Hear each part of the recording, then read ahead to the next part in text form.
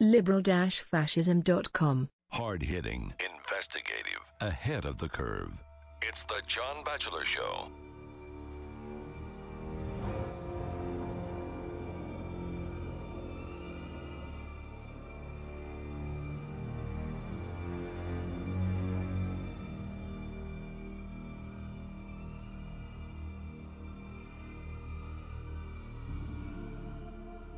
I'm John Batchelor. This is the John Batchelor Show. Richard Epstein, writing in great prescience for the contest that Mitt Romney will wage in these last days and weeks to the presidential election, looks at David Brooks's embrace of the cooperation school of the Republican Party, which is attached to Russell Kirk, and before that to Edmund Burke, and is something of a trouble for the conservatives who press a case for ideology only. Now, there is confusion here, and Richard has already instructed us that these things necessarily overlap, so I want to overlap them in one person.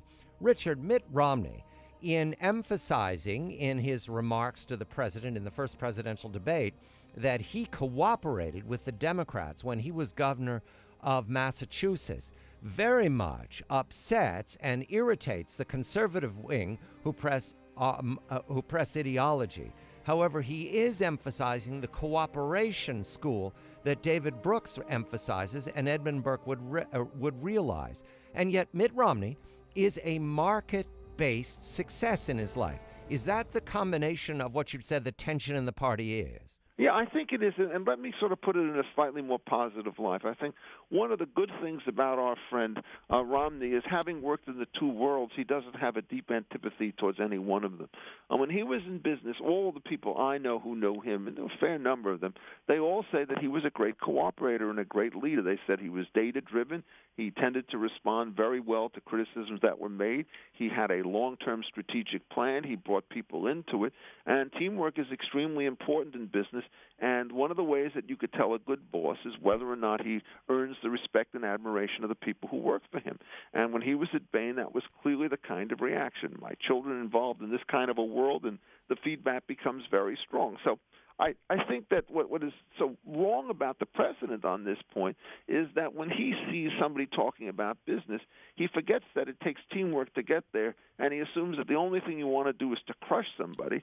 But that's not a metaphor of force in business. What it is the statement, we wish to gain a larger market share by offering our consumers better prices and better quality than our competitors, and then they will suffer in consequence. So the use of force makes it appear, that is, or crush, makes it appear though it's a form of aggression, when in fact market competition has a very much more positive situation. So the way in which I would pitch it, if I were Mr. Romney, is I said, when I'm in business and I'm entering into self-interested transactions with strangers, this is not going to be a good world unless it's win-win. And so the thought that you're going to run a successful market by bilking your consumers means that you hope to deal with them once. You're not going to deal with them multiple times. So please, Mr. President, don't say that one's greedy. People who are in markets for long periods of time have to develop reputations so that folks who are not bound to them will return to them, and they only do that by honorable conduct. And I think that's an important part of the business side. liberal-fascism.com